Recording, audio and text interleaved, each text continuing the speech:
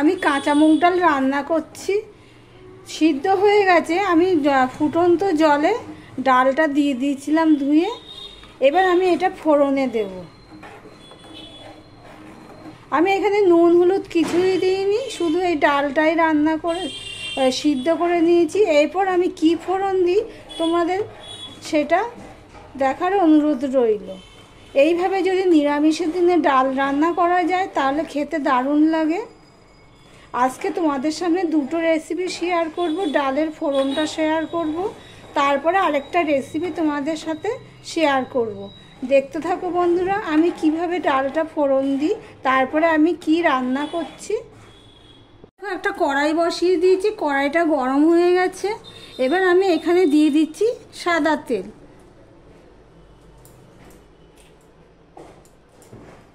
আর এখানে দেখো আমি কি ফোড়ন দেব। এখানে নিয়ে নিয়েছি জিরে হাফ চামচের মতো, একটা শুকনো লঙ্কাকে দুভাগ করে নিয়েছি, আর নিয়ে নিয়েছি তেজপাতা। এগুলো আমি দিয়ে দিলাম। দেখো ফোড়নটা হয়ে গেছে, ফোড়নটা লঙ্কাটা হয়নি কিন্তু জিরে তেজপাতাটা হয়ে গেছে। এবার আমি এক চামচ উঁচু উঁচু নুন দিয়ে দিলাম, একটুখানি হলুদ দিয়ে দিলাম। দিয়ে দেখো এখানে দেখো আমি এক চামচের মতন আদা পেস্ট নিয়েছি। আদা পেস্ট না হলেও যদি আদা গ্রেট করে দেওয়া যায় সেটাও হবে। নুন হলুদটা দিলাম এই কারণে, আদা দিলে কিন্তু ছিটে, চারিদিকে ছিটে যায় সেই জন্য। আর এখানে দেখো 3টে কাঁচা লঙ্কা চেলা করে নিয়েছি, আর নিয়ে নিয়েছি টমেটো একটা, সেটাও আমি দিয়ে দিলাম। নুন তো আমি দিয়েছি। এবার আমি দিয়ে দিচ্ছি চিনি গুঁড়ো। নিরামিষ তো একটু, আর ডাল মুগ ডাল, সেজন্য একটু চিনি না দিলে হবে না, স্বাদ হবে না। এইভাবে তোমরা ডাল নিরামিষের দিনে কাঁচা মুগ ডাল বলতে এখানে আমি বলছি মুগ ডালটা আমি ভাজিনি, কাঁচাই আমি সিদ্ধ বসিয়ে দিয়েছি। এবার টমেটোটা নরম হওয়া পর্যন্ত অপেক্ষা করব। আমি এখানে আরেকটু হলুদ দিয়ে দেব। হলুদটা যদি পুড়ে যায় সেই জন্য অল্প হলুদ দিয়েছি। তবে এইভাবে কাঁচা মুগ ডালে খুব একটা হলুদ লাগে না। সব কিছুই কিন্তু আমি ফোড়নে দিয়ে দিলাম। ভিডিওটি যারা দেখছো লাইক করে কন্টিনিউ করো। নমস্কার বন্ধুরা, আপনারা দেখছেন কুকিং হাউস অফ অনিমা। আজকে আমি দুটো রেসিপি তোমাদের সাথে শেয়ার করব। প্রথমেই তো আমি ডাল সিদ্ধটা দেখিয়ে দিয়েছি, আর ডাল ফোড়নটাও হয়ে গেছে। দেখো টমেটোটা পুরো গলিয়ে দিলাম। এই গরমে এইভাবে যদি কাঁচা মুগের ডাল রান্না করো তো খুবই ভালো হয়। আর এবার আমি ডালটা দিয়ে দিচ্ছি।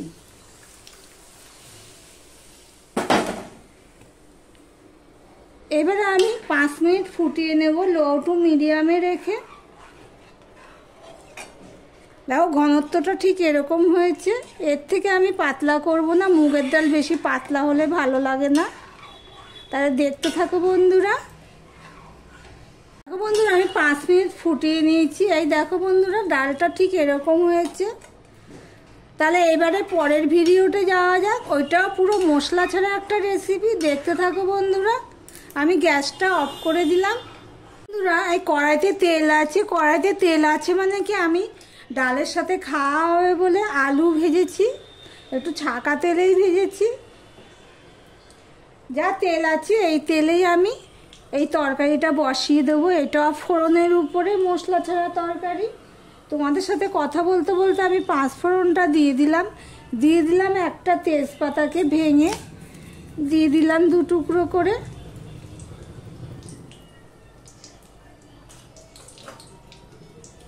ফোড়নটা হয়ে গেলে আমি একটু নুন দিয়ে দিচ্ছি। এখানে যে সবজিটা রান্না করব, এটা আমি একটা সবজি রান্না করব। এই সবজির মধ্যে অনেক কিছু রয়েছে, কাঁঠাল রান্না, আলু, পটল, বেগুন, তারপর মিষ্টি কুমড়ো, বরবটি সবই রয়েছে। এবার আমি দিয়ে দিচ্ছি কাঁচা লঙ্কা, ঝাল যতটুকু লাগবে। আর দিয়ে দিচ্ছি আদা পেস্ট, আদা গ্রেট করেও তোমরা দিতে পারো। দিয়ে সম্পূর্ণটা ভালো করে ফোড়নটা হতে দেব। আমার ভিডিওটি যদি ভালো লেগে থাকে প্লিজ লাইক কমেন্ট শেয়ার করে দিও। আর যারা নতুন বন্ধু ভিডিওটি দেখছো এখনো পর্যন্ত সাবস্ক্রাইব করোনি তাদেরকে বলবো সাবস্ক্রাইব করে পাশে থাকার জন্য। দেখো বন্ধুরা, তোমাদের সাথে কথা বলতে বলতে আদা ফোড়নটা হয়ে গেছে। এবারে আমি যে কেটে ধুয়ে রেখেছি সবজিগুলো সেটা আমি দিয়ে দেবো।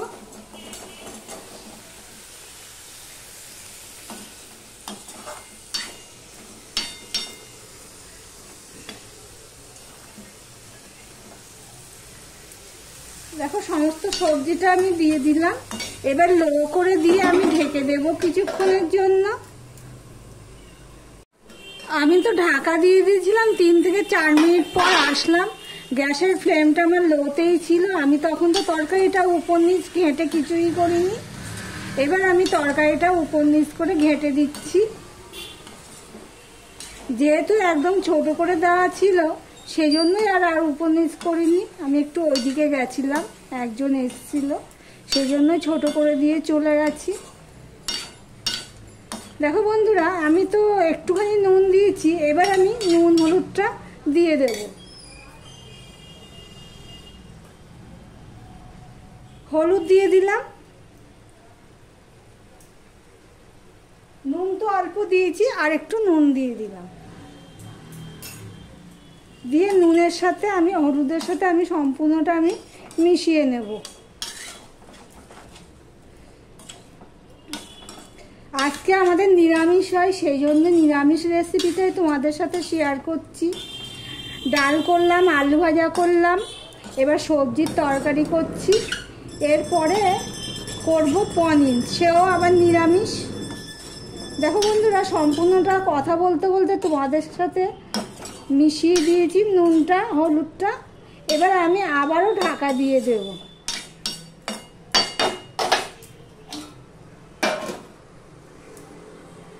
দেখো বন্ধুরা, আমি ঢাকা দিয়ে 6 থেকে 7 মিনিট রেখে দিয়েছিলাম।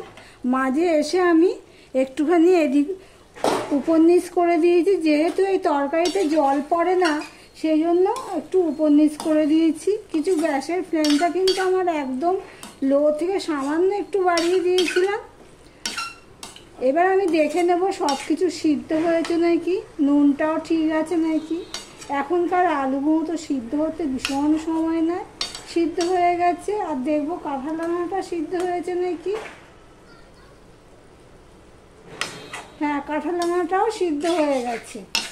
তরকারিটাও জল নেই, মিষ্টি কুমড়ো বেগুন ওগুলো সব ঘেটে গেছে। এবারে এর মধ্যে আমি দিয়ে দিচ্ছি চিনি। চিনির মধ্যে কি পড়েছে তাই ফেলে দিলাম। 2 চামচের মতন আমি চিনি দিয়ে দিলাম। তোমরা দিতেও পারো, নাও দিতে পারো, তবে চিনিটা দিতে লাগে, কেননা এই তরকারিতে একটু মিষ্টি না দিলে ভালো লাগে না। অনেকে চিনি ব্যবহার করে না, গুড় ব্যবহার করো, মিষ্টি ব্যবহার করো, যাই ব্যবহার করো না কেন একটু মিষ্টি দিতেই হয়। তাহলে দেখতেই পাচ্ছ তরকারিটা আমার হয়ে গেছে। দেখো তোমাদের দেখাচ্ছি। তাহলে ভিডিওটি আজকের মতন এখানেই শেষ করলাম। আবার অন্য কোনো সুন্দর সুন্দর রেসিপি নিয়ে চলে আসবো। সঙ্গে থেকো বন্ধুরা।